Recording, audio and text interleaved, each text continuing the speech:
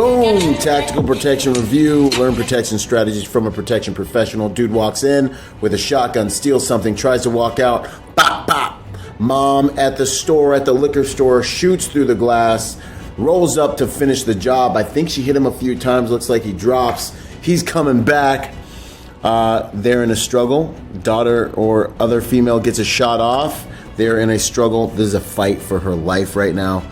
And there's a firefight going on, and they are exchanging rounds right now. The aggressor and the store clerk are getting after it, and it looks like the aggressor has sustained enough damage for this 39-second violent encounter to come to an end. I'm on the road right now, but I had to speak on this one because there's so much we can learn.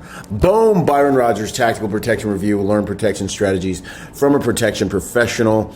I talk a lot about safe pattern of life and different things like that, but there is a time when firearms are needed. You have an aggressor who has a firearm, and it looks here like this is a two-handed firearm, which means he's probably walking in here, as you can see.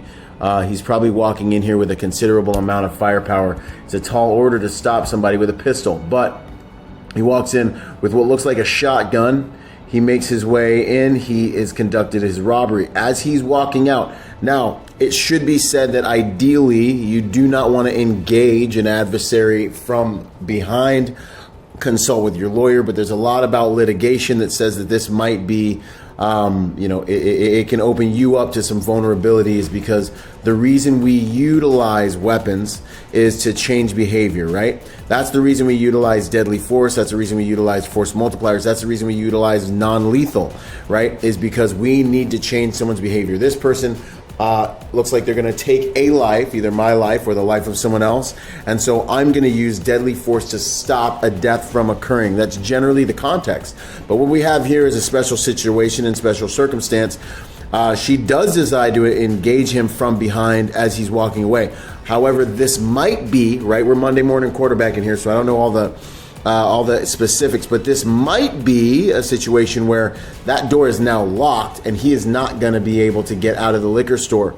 And now she may find herself in a situation where there's an armed suspect coming back in with a firearm to confront her and the other store employee, which is ultimately, that could be a life-threatening situation. So this is why engaging him may have been necessary through the glass. She fires a shot from her cash register. Now, ladies and gentlemen, this is where training comes in. You want to make sure you can shoot that shot. If you have a firearm and you're intending to defend yourself from any place in your school, church, house, workplace, think about the distance from that shot. Go to the range and shoot that shot, and see how fast you can actually employ a firearm and get that shot. Like, think these things through, practice these things, train for these things, so you can be effective when you need to execute. So you hopefully will be effective when you need to execute these things, because in the heat of battle, you will degrade to your baseline level of training competencies. You won't rise to your highest level of training like they try to tell you when they hand you participation trophies at training events. The reality is you will perform at your baseline, the level you can perform at unconsciously, right? So at a low level of consciousness with your bandwidth being taxed. So, boom, she shoots through the glass. It does not stop him. He comes through. So this whole, I'll just shoot a guy doctrine, oh, I've got a gun, I'm safe now. Negative. You need to understand how to effectively implement that firearm, right? So you shoot him. She closes distance. What do firearms need in order to be implemented effectively? Distance. All right, so she shoots him. Now she closes the distance. Now he comes through the glass. Now he's on top of her, right? Would it have maybe been advantageous, possibly, to stay back here behind this natural barrier, right? And make him have to come back in, walk in front of you to get around the natural barrier in order to engage you. Shoot your shots from behind the natural barrier. Use cover, use concealment, use natural terrain features that give you a tactical advantage that require your assailant, your aggressor, to move around them, move into places where they're vulnerable to your attack before exposing yourself and closing distance. You want as much distance equals survivability in these encounters. Now, with saying all that, I just want to say first and foremost, I love these ladies. I love their heart. I love that they're fighters. I love everything about these ladies. I love what they did. I love it all. I'm just going to try to see if there are some things we can all look at in case we can save some more lives and help people like this more effectively navigate these situations with less trauma, right? So now they're hand to hand. And the second female is in a tough spot here because she's going to try to get a shot off while they are in a struggle. Very dangerous, very hard thing to do effectively.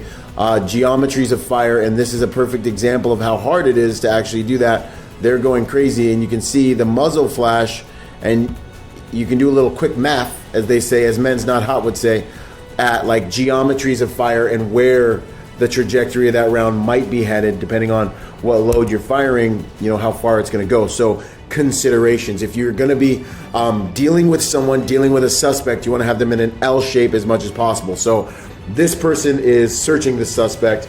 This person is bringing the suspect into custody. That is to say, one female with a gun is like, hey, freeze, get down to the ground. The other female with a gun is holding containment while the other one maybe puts cuffs or flexi ties or detains that person. Either way, what I'm saying is when you're working with a two-man team, you want good geometries of fire, and an L shape, that's good geometries of fire. People start moving around and that L shape starts doing something like this. Now you have a possibility of shooting each other. Considerations, right? Let's keep going. She's struggling, doing amazing job, just holding on for dear life. Attack the weapon, hold on for dear life. Everything's right about that. He strikes her, which is interesting. Now we have gun on gun rolling around the cash register. She gets her shot off first. Boom, you can see she gets her shot off first. He ducks, maybe gets a shot off. I believe he got a shot off as well. Boom, boom. And now, the thing about these close quarter shots is they don't take a lot of skill. Almost everyone gets shot in these close quarter situations. She hides behind that terrain feature I was talking to you about. Good job. Runs around that terrain feature. And now he is falling to the ground. It looks like she may have been able to stay on the phone with the cops. Everyone acts like the cops are going to save you. You want to be on the phone during an engagement like this? You need to be able to protect yourself like these two women did and fortunately survive. I want to reiterate, so much love, so much respect for these women. I'd love to have them on my podcast if anyone can get a hold of them. But here are some things that could have been done to maybe help navigate the situation a little bit more effectively, right? And that's what these videos are all about. Be hesitant to shoot someone in the back unless you're in a special situation. Never close distance when you have a firearm unless you absolutely need to. Generally, firearms need distance to be able to implement effectively.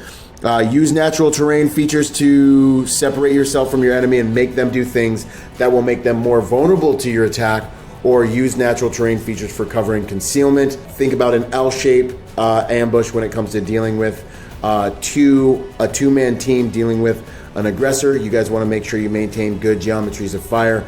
And I would say there might be a conversation in here about round capacity with wheel guns, revolvers versus other firearms and other systems, which could have gave them some decided advantages.